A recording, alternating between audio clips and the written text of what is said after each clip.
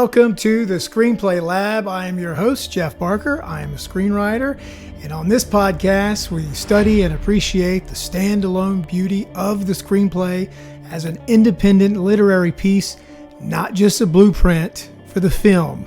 We take one screenplay a week, we break it down, deconstruct it, find out what's unique about it, what we can learn from it. And this week, our screenplay is a good one. It is A Complete Unknown by James Mangold and Cox, based on the 2015 Elijah Woods book called Dylan Goes Electric, and you'll understand later why it has that title. It's focused on a very specific season in Bob Dylan's life, starting when he moves from Minnesota to New York and ending with an electric performance at the Newport Folk Festival. I have not yet seen this film. I can't wait to see it, but that is actually a good thing when you break down a screenplay, because all of the images in my mind, the movie that I have in my mind, come exclusively from the words on the page, not from what I saw at the movie theater, not from the amazing performances from the actors. So that's one way to break down a screenplay. The other way is to see the movie first, so you have a better idea of the world and what you're getting into when you go into the screenplay. But apparently this is a good film because the critics love it. It has a lot of nominations for awards. In fact, today, the Academy Awards announced their nominations for this year's Oscars, and it has so many nominations, including Best Picture, Best Director, that's James Mangold, Best Actor, Timothée Chalamet, Best Supporting Actress, Monica Barbaro, Best Supporting Actor, Edward Norton, Best Costume Design, Best Sound, and the one we're most interested in, Best Adapted Screenplay. And boy, do I agree with that nomination. I haven't read all of them, but this is an outstanding screenplay. So let's talk about how it was developed. It started with Cox. He started working on the screenplay back in 2018. He was working on a series for HBO. Then Mangold got involved around 2020. They worked together. They made some changes. They decided to make it into a feature screenplay. And because of Mangold's reputation, he was able to get inside and have an interview with Bob Dylan, and they hit it off. So Bob Dylan got involved with this screenplay. He made many, many notes. He gave them information, inside baseball, about some of the errors in the book, some of the special details, some of the names. In exchange, he asked for one thing, and that be that his girlfriend's name be changed in the screenplay to Sylvie to protect her identity. It should also be pointed out that Bob Dylan owned the rights to any sort of adaptation from the book to protect his identity. So it all worked out. Let's talk about the authors here. James Mangold, a two-time now, as of today, Academy Award nominee. Maybe he'll win it this year. Legendary screenwriter and director. Got his start with Copland, which is a movie with Robert De Niro, Sylvester Stallone. That's what started it all. Then he did Girl Interrupted in 1999 with Angelina Jolie, won an Oscar for that film. Walk the Line in 2005. Reese Witherspoon won an Oscar in that film. And that is the movie that Bob Dylan loved and appreciated because of his friend. He went on to do 3:10 to Yuma, The Wolverine, Logan. He was actually nominated for Best Adapted Screenplay for that movie out of all the other ones. Ford versus Ferrari, Indiana Jones, the 2023 version. He is known for being a character director, character-driven storyteller. He has flawed protagonists, which fits perfectly for this story, and he takes them on an emotional journey. He's from New York, which is where this entire screenplay is set. Cox is also from New York. He was a prominent film critic in the 60s and the 70s. He also worked for Time magazine. He transitioned into screenwriting by doing projects with Martin Scorsese, was in on a lot of his films, including The Age of Innocence, Gangs of New York, in which he was a co-writer on that screenplay. Scorsese didn't write the screenplay, he directed it. He's known for stories rich in history and cultural context, which you see a lot of in this screenplay. And he just turned 81 this month. All right, so here we go with A Complete Unknown, and we always start with the logline, and here is the official logline of the film. An unknown 19-year-old arrives in New York with his guitar. He forges relationships with music icons on his rise, culminating in a groundbreaking performance that reverberates worldwide. It's a good one. All right. As if you've watched before, you know I always try to take a hack at it because I think learning how to write good log lines is very important. So here's mine. A teenager unknown to New York's music scene forms bonds with legendary artists, blazing toward a revolutionary performance that changes the sound of a generation. All right, let's get into the pages. First, we start with the title page, and the interesting thing here is that there are no credits. There's nothing on the page. It's very minimalistic, just the title. They did throw up a new font on there, so it's not like they just overlooked it. I think here, and this is just me guessing, but I think because Bob Dylan owned the rights to adapt that book, and they talked to him directly, perhaps they didn't have to cite the book. But it does surprise me that we don't see it here. And let's talk about the title of this screenplay, A Complete Unknown. I believe it has 4 distinct meanings layered one under the other, depending on how deep you want to go.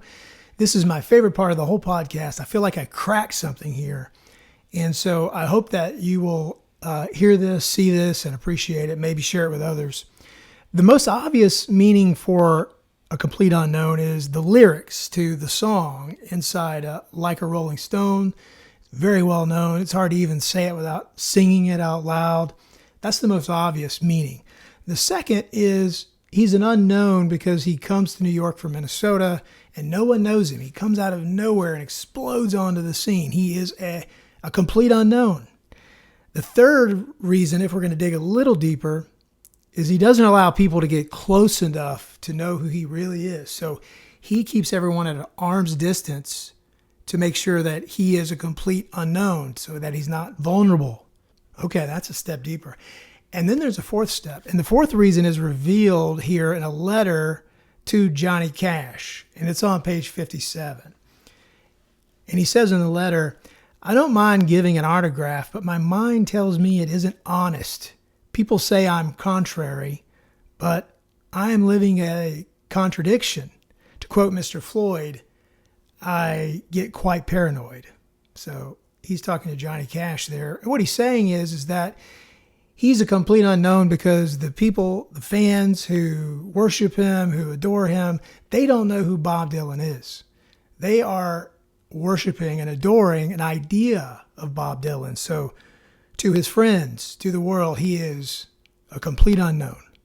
One other thing I wanted to talk about before we go on is this being a biopic. First of all, it's not biopic, it's biopic. That's the industry accepted term. You can say it however you want. I used to say, the reason why I bring that up is because I used to say biopic all the time until I was corrected.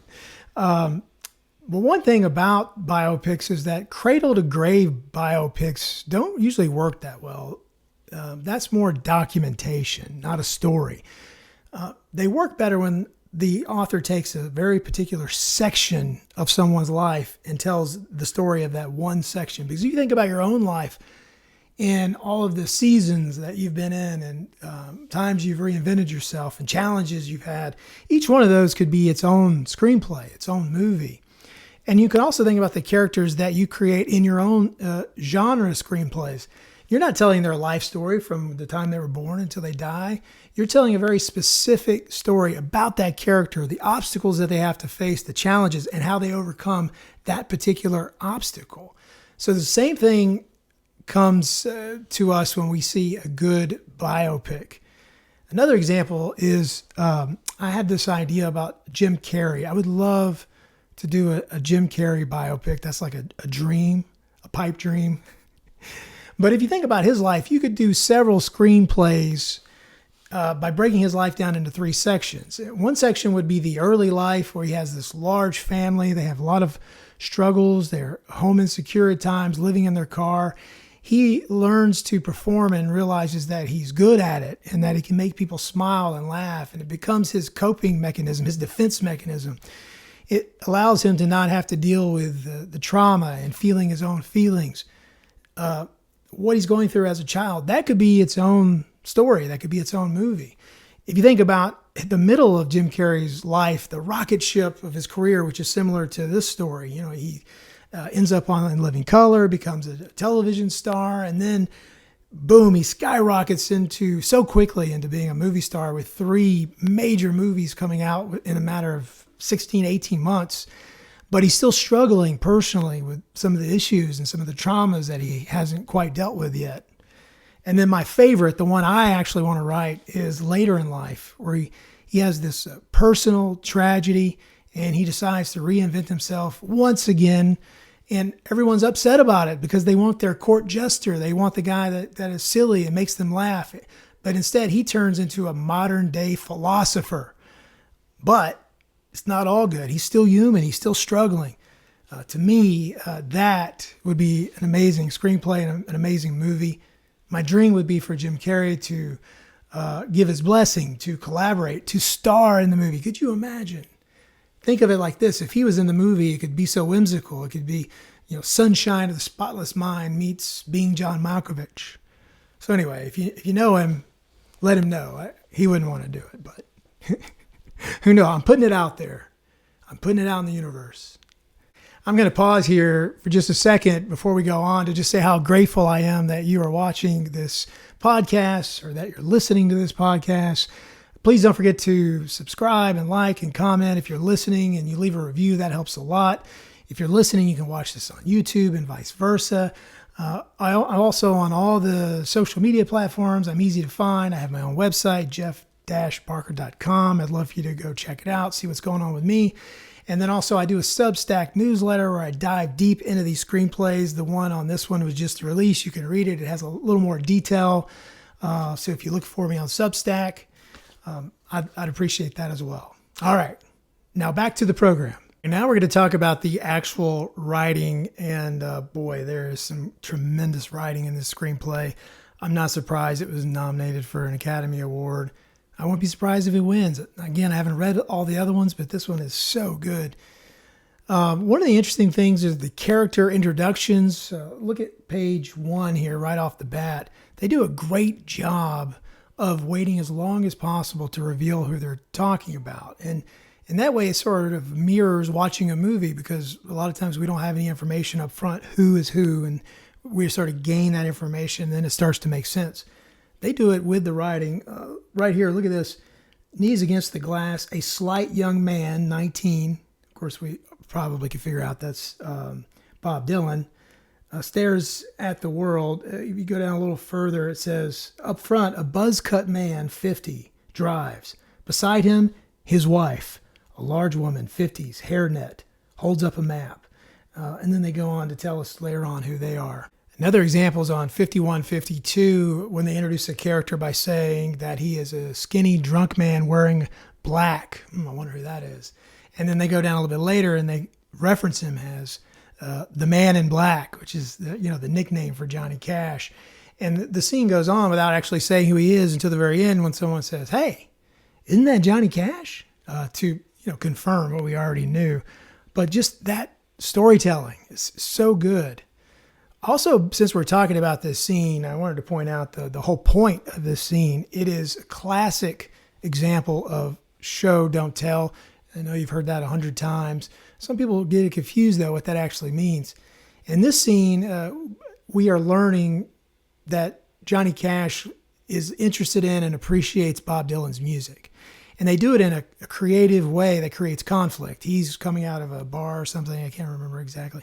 And he hears the song in someone's car, and he jumps into the car and turns up the radio so they can hear it better. Very intrusive. So they found a way to create conflict in that scene. But the show don't tell is that they're showing us that Johnny Cash appreciates and likes Bob Dylan's music. A little bit later, Bob Dylan receives a letter from Johnny Cash, which tells him how much he likes his music. Some screenwriters would have just done that. They would have just said, "Hey, you know who Johnny Cash is. You got this letter. That's pretty good. You got a letter from Johnny Cash." And would say that that's showing. But that's telling, really, compared to this scene where we're showing Johnny's enthusiasm, his excitement. So then when the letter shows up, it makes even more sense. But what makes this screenplay so excellent is that there literally is conflict in every scene. I mean, I really can't think of any scene that doesn't have some sort of conflict. as a writer, that's what you're striving for.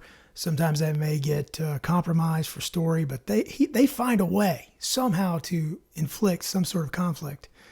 Now, don't confuse conflict with arguing. That's one way to have conflict, but it's also friction, moving parts, difficulty, and we see this in every scene. Let's look at page 78, for example, scene 92. This is when Bob is in the hallway, and he is looking for Joan so that they can see each other. And you could have just started this scene with him approaching her or him being in the room, but they still created conflict. The conflict here is that he's going door to door or looking in the hotel. He can't find her. She pops out, and this sets them into this sort of easy conversation where we get to see their chemistry. And what they're actually creating here is a sex scene with the sexual tension, but without the sex, creating this conflict. Because this scene, really, the purpose of the scene is to get you to the next scene where it's post relations, and they then go into a new conflict about songwriting and presentation. So really interesting how they find a way to work conflict into everything. And Mangold and Cox, if they're anything, they're specific, which as a screenwriter, you always want to be specific. If you're talking about something, you want to describe it or name it in a very specific way. Don't be vague. And we see that over and over again in the screenplay, like on page 2, when they don't just say a guitar, they say a Vega long neck. They call it a Vega long neck guitar. Page 46, photographer snaps a picture, and he takes a picture with a Hasselblad. I don't even know what that is, but I know it's an old camera. And I bet you that exact camera is in the movie when we watch it. On page 1, they describe, this is right off the jump when the screenplay starts. On the corner, a cop and a Puerto Rican driver argue beside a double-parked car. This has nothing to do with anything except it does a couple of things. It adds a little conflict because it gives you a taste of the environment. It tells you, it places you in a specific time and a specific place, and it does all that with just one line. Another thing they do very well is imagery and symbolism, and this is sort of like the sprinkle sauce on this screenplay that probably got it the nudge to be an Academy Award-winning screenplay. One of the things, there's another one coming up that I think is the real sauce, but there are 3 times when Bob Dylan sees his image in a reflection and he's contemplating about himself. The first time is he arrives in New York early in the screenplay, and he's at a bookstore, outside a bookstore, and looking through the window at the folk music books. So he's showing us that, the screenwriters are showing us that he's already interested in folk music. This is his jam. But he's looking at himself in the reflection, trying to figure out who he is. He's a complete unknown in this new town. Then a couple of pages later, he's at the hospital meeting with Pete and Woody, and he looks at himself in a window or a mirror and looks at his reflection, and it's sort of like, anchoring him in the moment. Like, I cannot believe I'm actually in this room talking to Pete and Woody, 2 of my idols. And then at 108, toward the very end of the screenplay, right before he goes on for the folk festival in Rhode Island, he stops and he looks at his image in the bathroom while he's getting ready. Beautiful. Those 3 scenes are all connected with this symbolism and this imagery. My only fear is, and again, this is one of these things where I haven't seen the movie, I'm hoping that they don't layer one of those images previously in the screenplay or movie onto that image. I hope they just let him look in the mirror and let all of us intelligent movie watchers figure it out, because it's on the page is beautiful. It needs no explanation. And here is the special sauce. This is what I believe made this an award-nominated, possibly award-winning screenplay. The music in this story is itself a monologue throughout the entire story.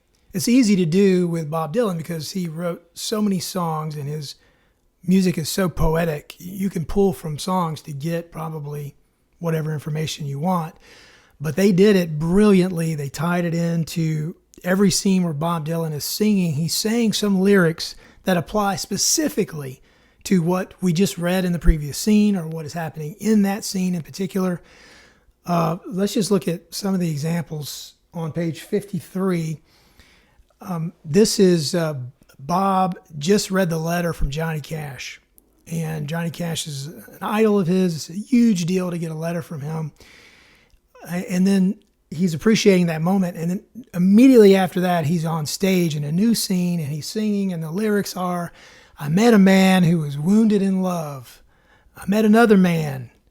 And then quickly it transitions to the music shop and he's listening to another one of his songs. So this is all on purpose, not by accident. And the lyrics are, oh, what you'll do now, my blue-eyed son. And of course, Johnny Cash was known as for his blue eyes. If we look at page 81, Bob just made it obvious to Joan that she is never going to be more to him than a lover. And in the very next scene, they're singing together on stage, and the lyrics that they sing are, all I really want to do is, baby, be friends with you. I guess if you're reading the screenplay or watching the movie, maybe some of these things could just, fly over your head. But to me, it is like so beautiful how they tied it together. And the music itself, like I said, is a monologue all the way through the screenplay. One other example is on 88. There's a guy named Al Cooper who desperately wants to be in the band. And he's told by all the gatekeepers, no, there's no place for you. And Bob figures out what's going on and says, you know what, just put him on the organ, And this guy doesn't really know how to play the organ, but he's going to figure it out. So he gives this artist a chance. And apparently he goes on to be a big deal. I don't know him, but that's my fault. This immediately goes to the lyrics in the next scene, and Bob is singing, and you'll know this one. Once upon a time, you dressed so fine, threw the bums a dime in your prime, didn't you? Yeah. Well, that ties into the previous scene, saying this guy was a nobody like him, and he gave him a shot. Like a lot of period pieces, especially pieces in the 60s, there's so many important historical events that took place, and they all happen here, but they don't happen in a way that distracts from the story or takes away from the story, and they're not always just something happening in the background. They're woven into the story and connected to our characters. Talking about the Vietnam War, the Cuban Missile Crisis, Civil Rights March on Washington, JFK's assassination. So this puts us in a very specific time. And Jay Cox in particular, if you remember when we first started, I said that is his signature move. He is hired as a writer to go in and work on screenplays and add context and time and history to the screenplay. And so he obviously did this here in his original drafts. There's also so much symmetry and balance in this screenplay. Something will happen and then it'll be mirrored in a unique way later on, tie it all together. This is true talent, to be able to tell a story, not distract from the story, but still have these elements in the story. One of the obvious ones is on page 57.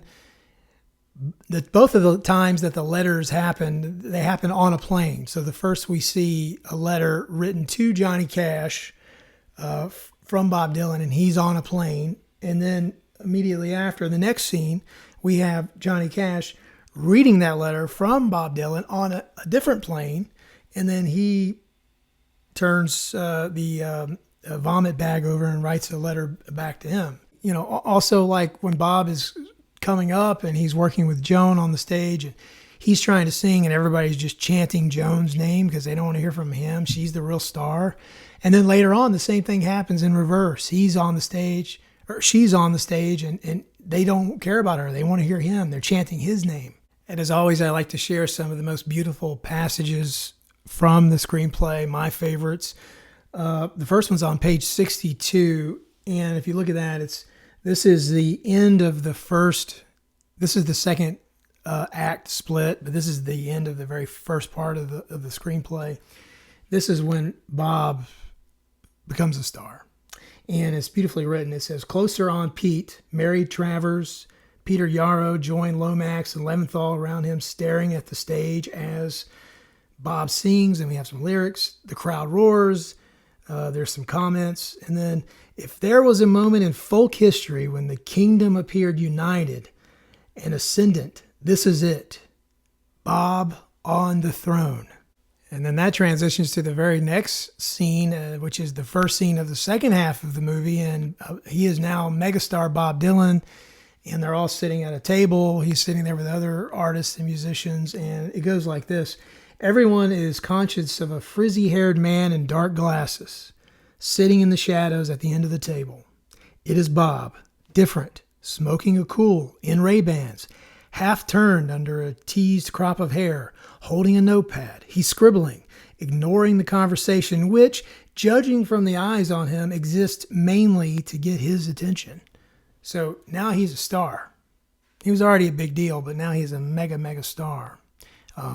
And beautiful writing. Page 44, this is Bob and Joan singing together on stage, and it's described this way. It says, "They sound great, equals in power, something which neither is accustomed. The rusty knife of Bob's voice blunts the beauty of Joan's. They dive into the next stanza." Then you have some lyrics.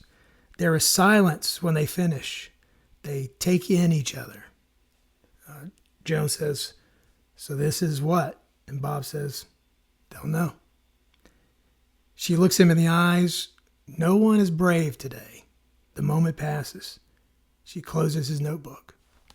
Can't wait to see that on the screen by these amazing actors cast in this movie.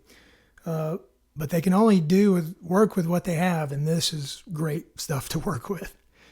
And we always look at 2 or 3 pieces of beautiful dialogue when we break down a screenplay. And there's so much to pick from in this particular script, but here are some that jumped out at me. On page 7, this is when Bob meets Pete Seeger, his idol, and you just get the feel of this nervous kid with the dialogue. Pete says, "I'm Pete, by the way." Bob says, "Yes, sir, no question about it." "How about you?" "I'm Bobby. Something go with that?" "Dylan." Simple, right? Great dialogue doesn't have to be, in fact, it shouldn't be some sort of flowery thing. It should be lines of dialogue that make sense, but at the same time are unexpected. A unique way for a conversation to take place. On page 24, 25, we have a conversation between Bob and Sylvie, and Bob is telling her that he's happy to be a freak, pretty much. Sylvie says, "Not everyone." Bob says, "Anyone who's good." Sylvie says, "Are you a freak?" "I hope so." "Frank Sinatra's not a freak. That voice ain't human." And then Bob has a little short monologue here, basically, but he says, "You can be beautiful. You can be ugly, but you can't be plain. You have to be something people can't stop looking at, like a train wreck or a car crash. And you got to be happy to be a freak. And at the same time, you got to make the audience happy they're not one." It's good writing. The side characters of this screenplay are so fully fleshed out. They are truly characters. They're not there to just service Bob. They have their own story.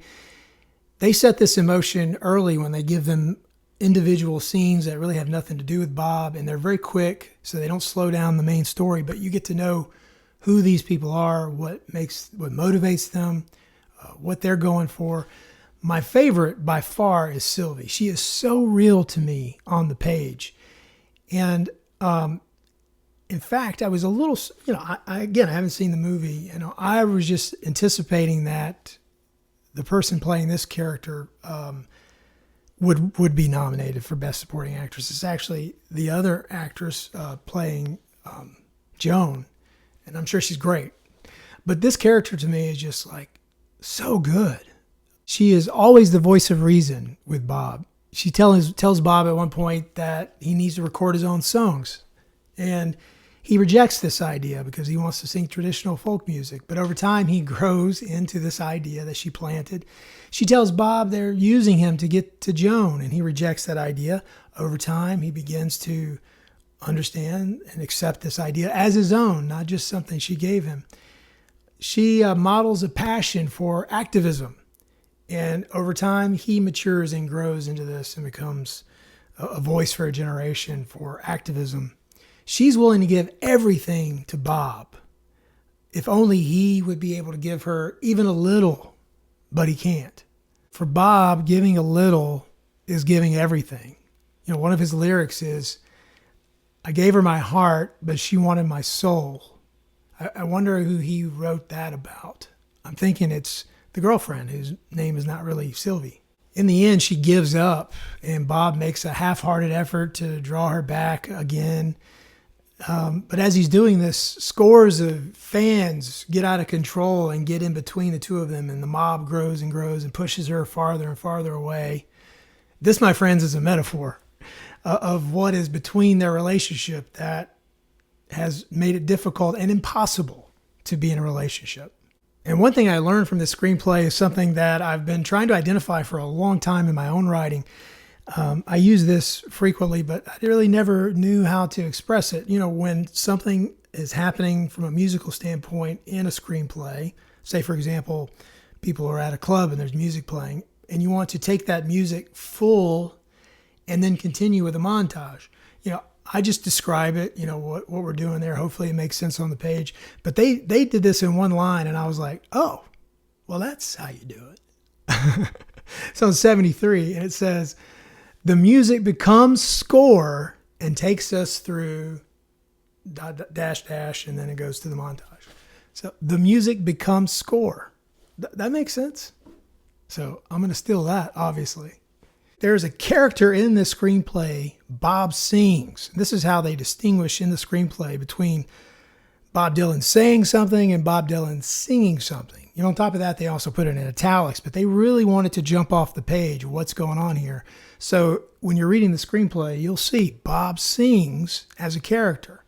There's also a really strong reliance on parentheticals in this screenplay. You know, we see that a lot, but it is used quite frequently in here, not only to clarify story, to character direction, even eliminating action lines altogether with the parentheticals. Let's look at page 5. This is a good example. Pete's talking here. He says, I offered to sing this for the judge today. He didn't want to hear it. Booze. So now they're giving us an action line pretty much of what the crowd is saying. But I'm going to sing it for you. Cheers. Maybe you can sing too. Sings. And that's the parenthetical saying now he's going to sing. And then this is in italics. And it goes on to what he's singing here. And if we take a look at page 20, we see double dot ellipses. Like at the end of Bob Sings, when he finishes the song, instead of a traditional ellipses, which is ... we have ... in the action line there on scene 21, it ends with ... This is used so many times in the screenplay. In fact, 252 times they do the double dot. But 26 times in the screenplay, they do the traditional 3 ellipses. So I couldn't really figure out what that's all about. My best guess is that we have two writers here with two distinct styles, and some of that may be bled through. Maybe it's like a fingerprint of which writer wrote which section. They're very specific with their scene headings. If you look at page 27, for example, it's exterior Bob and Sylvie walk through the village. There's the -- night. That's a very specific, not traditional scene heading. We see other ones like on page 5 here, they use description to talk about what the night is like. See, it says late, wet afternoon. The other one down at the bottom of the page, New Jersey, wet night. Another example I wanted to show you is on 94. And look at these scene headings. Backstage, on stage, like very quick, very different. Something else that happens a couple of times in this screenplay, which I don't know if I have seen it actually, but it's very rare, is to start a scene with dialogue and no action line. Go straight to the dialogue. We look at page 53, 54. You can see an example of this. The scene heading is, and now at : Carnegie Hall ... night. So again, not consistent with the action lines. Look at the one above it. Very different. But anyway, they go straight from the scene heading into the dialogue without the action line. The action line below it, if you look at that one, it's a good one. It says, the Grand Palace of Music packed, blue bloods and evening gowns mixed with folkies and denim and starry-eyed teens, wrapped. And more traditionally, you would have that as the beginning of the scene and then into Bob Sings. But I believe that when they make this choice in the screenplay a couple of times, it has something to do with they're constantly trying to break up these lyrics. They don't want these huge chunks of lyrics in the screenplay. So they do a little lyric, they do an action line. They do a little lyric, they do an action line. But as I mentioned before, their action lines are sparse. They're to the point, very direct. Excellent action lines, to be quite frank. So they don't want to compromise by just adding words on the page. So they're moving them around a little bit. And if the numbers don't add up and they are going to have to end a scene without an action line or start a scene without an action line, they're not afraid to start the scene without the action line. And talking about that sparse look on the page, I mean, it looks great. Look at page 18. This is a good example of how they break up those dialogue blocks with quick lines of action. Really easy to read, fun to read. You look forward to getting through this page. You don't feel bogged down at all. Good stuff. And just like last week when we dissected Nosferatu, very quick scenes at times where they just go boom, boom, boom, move you through the story. Now, when I did watch Nosferatu, they slowed that down a little bit. So I'll be interested to see when I watch this film if they slow this down as well. But in a matter of one page length on 5253, we're at 5 different places. CBS Records, the park, Town Hall Theater, the record shop, Carnegie Hall. So it's not things that are happening at the same time that are layered on top of each other. It is the story progressing, but it goes boom, boom, boom, boom.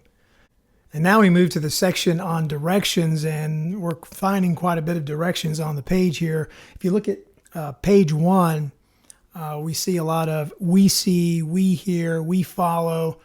Some of the writing teachers or gurus will tell you don't ever do that. It's nonsense, but they use it a lot, 87 times, in fact. I mean, also Mangold directing this movie, so he wants to be very specific about what he wants from a camera perspective. So you do see a lot of that. We see, we hear, we follow. Also, close on, angle on, which is another camera direction, 21 times that shows up. And then the thing I think is most interesting is I wanted to show you, if we look at page 4, and this is just a random page, they are all like this. They end almost every scene with cut to. So this used to be how all screenplays were. And then over time, they sort of evolved into not using this as much unless it was very specific. But they still use it almost between every single scene, cut to, cut to, cut to. There is one fade out, and is at the midpoint of Act 2, the very middle of the movie, when it transitions into a new goal for our character. That is when they fade out and then reemerges, and Bob Dylan's a superstar. They also love using off, and you've seen this in screenplays if you've read quite a few of them. Sometimes they're using action lines, often in parentheticals. And I have a friend who's an actor and a screenwriter. He uses this a lot, and it works really well when it's done correctly. Let's look at the example here on page 68. This is Pete talking. He says, "Thank you." And then off of Leventhal's look, he goes on to say, "So Bob, is Harold trying to get you to sing something?" Now this is at the party, where it's like a fundraiser and they expect Bob to play, but he didn't bring his guitar. He wasn't planning on playing. And then off of Bob's pinched face, Pete continues and he says, "It's all for a good cause, Bobby. You can use my guitar if you need one." The reason why this is good is because it gives you the emotional connection for the reader of what's going on, rather than just having a block of text and you're not sure why the person said this thing this way and then he said something else a different way. Another thing it does is it eliminates action lines. You could have made this 3 blocks of text and created a quick little action line to sort of describe a look that he got, and then the dialogue makes sense. But you can always use this off. They use it a lot. The tone of this screenplay is intense conflict. Conflict with Sylvie, with Joan, with Pete, with all of the folk elders that are trying to keep Bob from becoming who he is destined to be. Bob's conflict with himself. There is conflict in every scene. So to me, the main tone of this story is conflict. Also, another tone of this screenplay is introspection. Bob experiences the world in a very inward way, a very introverted way. The new understanding of being introverted doesn't mean that you stay away from people, you don't want to be around people. It just means that you are experiencing the world inside your own head. Everything is filtered through your own mind and thoughts, more so than someone who's an extrovert, where they are experiencing the world more from a tactile perspective, out of their body. Bob is very introverted in that way, always experiencing things through his own head. It leads to resentment and loneliness. And the third tone I like it for this screenplay is rebellion. Bob refuses to conform for his fans, for his mentors, for his collaborators, for his lovers, for his friends. He's not changing for anybody. And this culminates in the ultimate showdown when he decides to go against the traditional folk music people and their values. And that is the big climax of the movie. A couple important themes of the movie. The first one I like is fame's impact on relationships. We've been talking about this throughout. There's tremendous strain put on all of Bob Dylan's relationships as he becomes famous. The isolating quality of becoming a star. Pete, Bob's mentor, who both wants to protect Bob but also keep folk music pure. There is an impact on their relationship. Joan, who helps put Bob on a pedestal when he is starting out, but he eventually grows so big that he overshadows her. She also doesn't agree with his music choices. This creates impact on the relationship. But especially Sylvie, she represents his transition phase from Minnesota to New York. And as the demands of fame overcome him, he grows into a person who no longer has space for her. Another obvious theme is evolution as an artist. Dylan's arc is from an unknown folk singer to a major star. I'm talking about in line with Elvis and the Beatles at that time.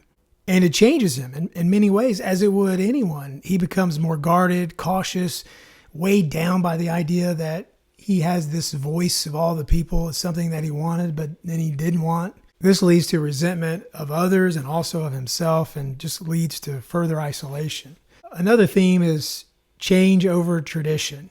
Major conflict of the story here is tension between the traditional folk music elders who feel like they made Bob Dylan, and now he belongs to them and he needs to be true to their traditional music and be a star inside their small bubble. But he's gotten too big, and he's decided that he doesn't have to conform to what anybody thinks. So he decides to go electric, add a band, add an electric guitar, and they can't stand it.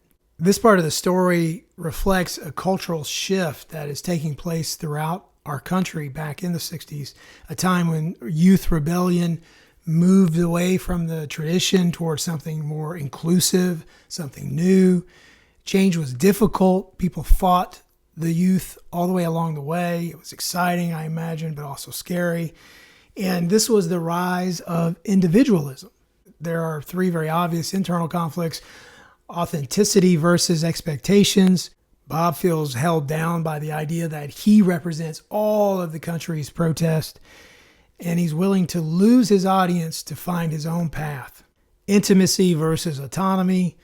Bob Dylan keeps himself at a distance in order to focus on his growth as an artist. And identity versus persona. This is where Bob has to decide if he's willing to lose everything by denouncing his public persona.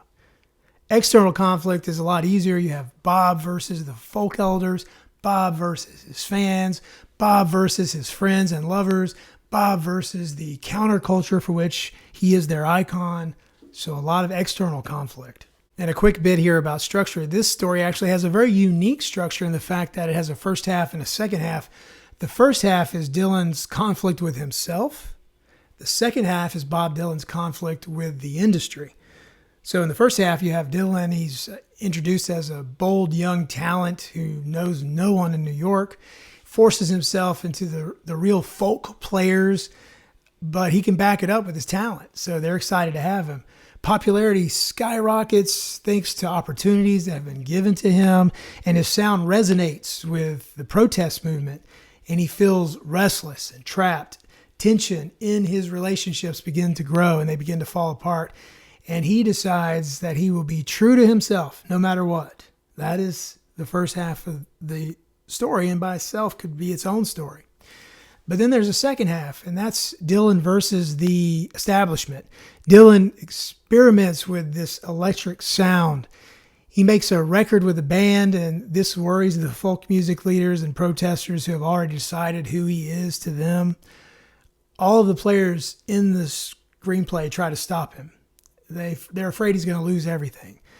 But he burns it all down. He doesn't care. He is going to be true to himself. He goes fully electric at the music festival, risks it all, and becomes one of the greatest stars of all time. And that is A Complete Unknown by James Mangold and Cox. What makes this screenplay unique is that it relies heavily on the personal stakes of the main characters' personal relationships, not just the historical outcomes and the historical events. It's why it's a story and not a documentary. And this is an amazing screenplay. Perfect balance of imagery and scenes like we talked about. The music is used as a constant monologue throughout the story. So impressed with that. Conflict in every scene, like I've mentioned over and over again. Powerful introduction to the characters, just like you're watching a film. And the historical events layered throughout in a way that's not intrusive, but seems true to the story. Timothée Chalamet is a modern day movie star. One of my favorite. In fact, we're going to be watching him in important movies and blockbuster movies for the rest of our lives. I'm talking about big. He's up there with Chaplin, Heston, Leo, Denzel, Hanks. You watch. That being said, this screenplay is so good and so strong that I believe you could take any good actor and put him in this role and it would still be an amazing movie. And thanks again for being here with me all the way through. Please subscribe, comment, like, all that stuff. Find me on Substack for a deep dive into this screenplay. It's where I go to the next level. And you can also find me on my website, jeff-barker.com, all the social media. Please share with your screenwriting friends. Please share with your movie making friends. If you're watching on YouTube, you can listen on podcasts and vice versa. Okay, got all that out of the way. Next week on the Screenplay Lab, we're going to break down another Oscar-nominated screenplay, this time back in the horror genre, The Substance. I can't wait to read that one. I haven't seen this film yet either. Maybe I'll see it before next week. I don't know, but I can't wait to break it down with you. So please come back here with me again. Keep writing. Never let a no slow you down. And keep reading screenplays. And I'll see you next time on the Screenplay Lab.